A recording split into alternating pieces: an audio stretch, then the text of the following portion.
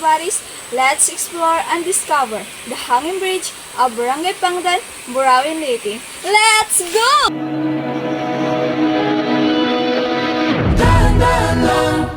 Sa gitna man ng daan, mga saglit na inilikha, kakaibang tama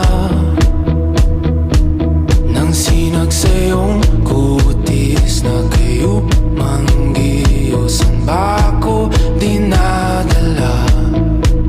Bawat ngiti biglang nabura, iyong naipinta. Ako Promincio Diaz, sinapitan na upat ka termino din sa Barangay Pangdan, nasa Kubantang Burawin, Leyte. Daan tagtira ka simana, nga diri na kaagyan mga tao pagtabukan era mga produkto din ha Pangdan para nga ka sawang era mga utan makabaligyangan tabok gihapon kung ano nga kung labis na mga Domingong adlaw nga mo itong tabo ha.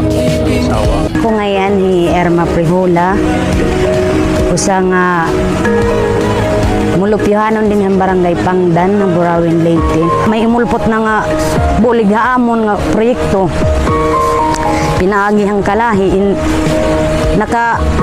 kuan na kami very good baga sing kuan diri na sugadhan hadto nga kalamatay gud namon pag-agi bisan na nanganganak kinukurian pag dara namon hasawang kauman kun orasin may sakit ni emergency gud na kadagmitan diri hiya madali-dali hatalabok imbis nga pwede pa malibre singing kuan nawawad na lang kinabuhi kay darahan kakurihan kaagi namon it nga kuan nga kay hadto nga panahon kakahuyang gudla ito hiya nga hanging bridge Kuan Marabong River danay tag sobra semana diri na putos diri na katabok tao sang libing kinahanglan namon nga makag-project kami ni nga hanging bridge diri Pangdan.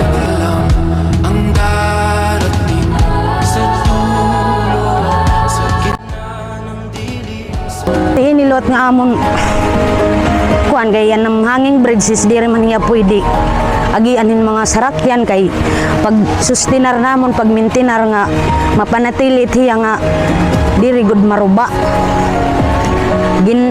pagian namon itong hapaagihan mulupyo sarabot ang mga council buligan mga council ang mulupyohanon bugos din hinganan ngukoy hamba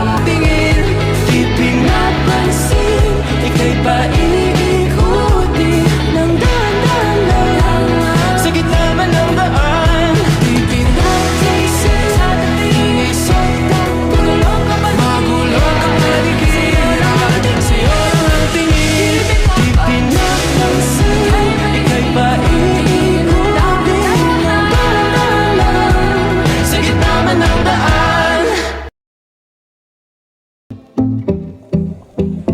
The history of the hanging bridge in Barangay Pangdan, Burawin, Leyte is that it was built in response to the frequent dangers of high flood waters which prevented teachers from crossing, caused shortage of food and supplies, and made it difficult for farmers to transport their abaca and coconut products.